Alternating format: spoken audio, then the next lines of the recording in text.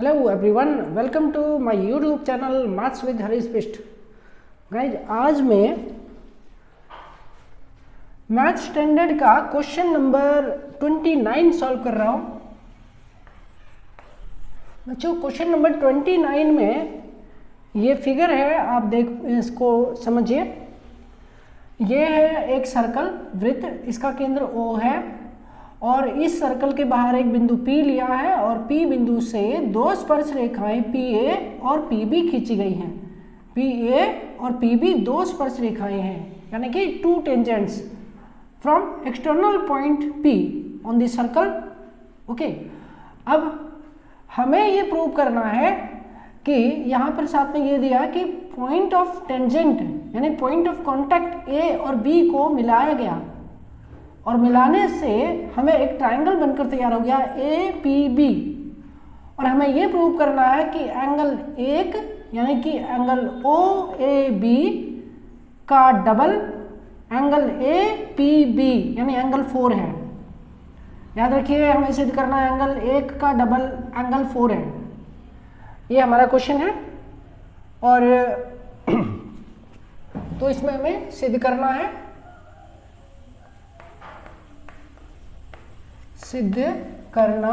है, यानी कि प्रूव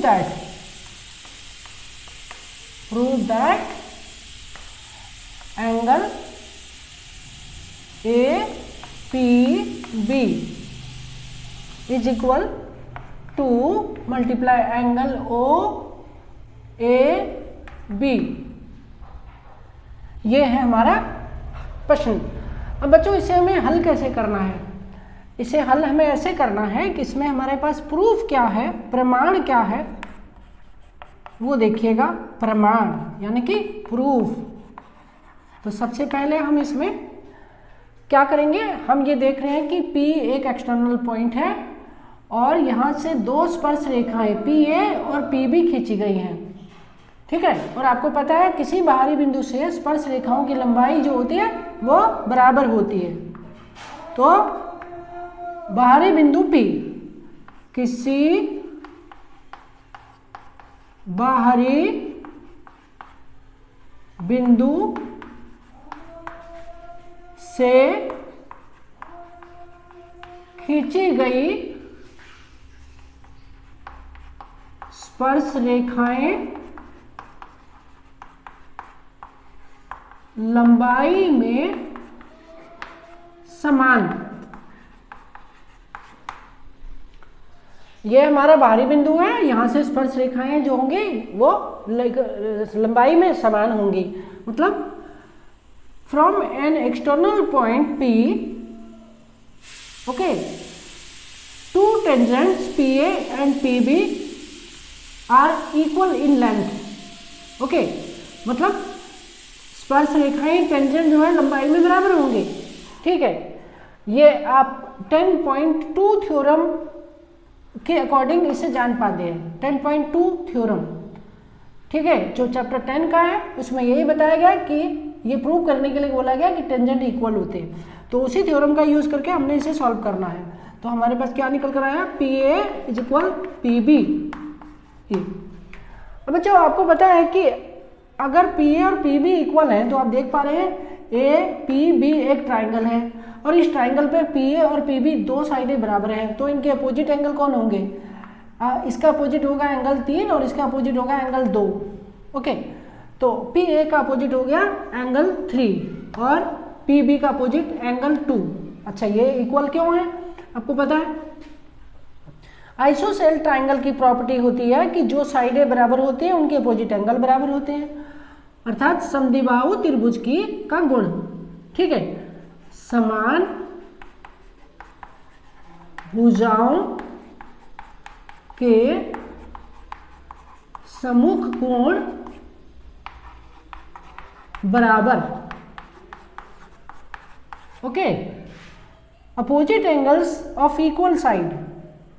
इस प्रॉपर्टी के अकॉर्डिंग ये दोनों हो गए बराबर। अब हमारे पास ये दोनों बराबर हैं, तो अब हम क्या करते हैं, इसे हटा लेते हैं और ये ध्यान रखते हैं कि हमने एंगल 2 और एंगल 3 को इक्वल प्रूफ कर लिया है। अब अब बच्चों हम क्या करेंगे, ट्राइंगल ए पी बी में, okay, triangle A P B, इसमें लगाएंगे कोण योग गुण। कोण योग गुण मतलब होता है angle sum property of triangle, ठीक है। मतलब वो क्या होता है, वो ये होता है कि एक ट्राइंगल के तीनों एंगलों के जो एंगलों का जो माप होता है उसका योग जो होता है ऑलवेज 180 डिग्री होता है, उसी को एंगल सम प्रॉपर्टी बोलते हैं। इसके according angle 4 plus angle 2 plus angle 3, ये हमारे 3 एंगल हैं इसके, और इनका सम हो गया 180 डिग्री।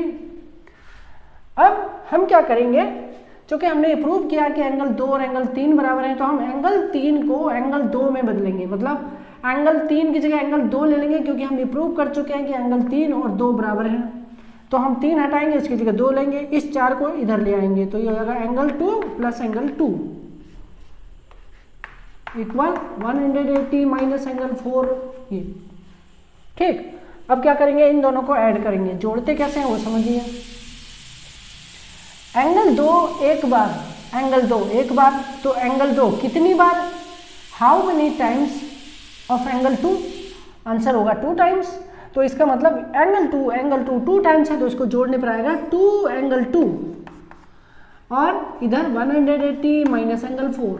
अब ये 2 से इधर डिवाइड करेंगे तो निकलेगा एंगल 2 का वैल्यू 1/2।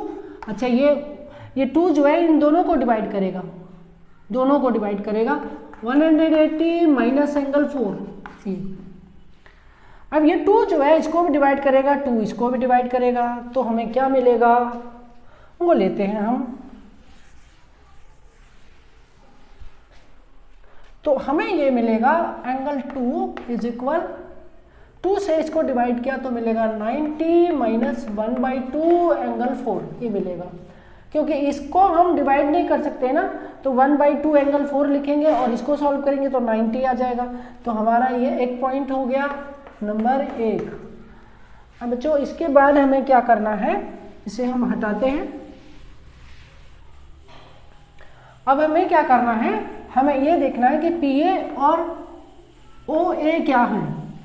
आप ध्यान से देखो, PA जो है OA परपेंडिकुलर PA होगा। क्यों होगा भाई, इसलिए होगा क्योंकि ये त्रिज्या है यानी कि रेडियस, और ये जो है स्पर्श रेखा है, टेंजेंट।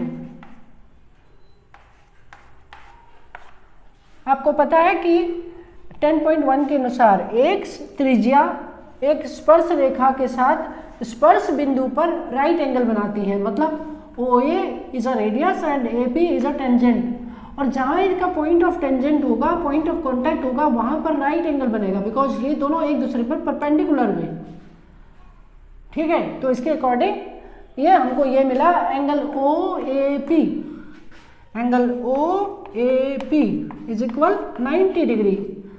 अब एंगल OAP हमारा, OAP 2 भागों में डिवाइड है बच्चों, एंगल 1 एंगल 2, तो इसकी जगह हम ले लेते हैं angle 1 plus angle 2 is equal 90 degree.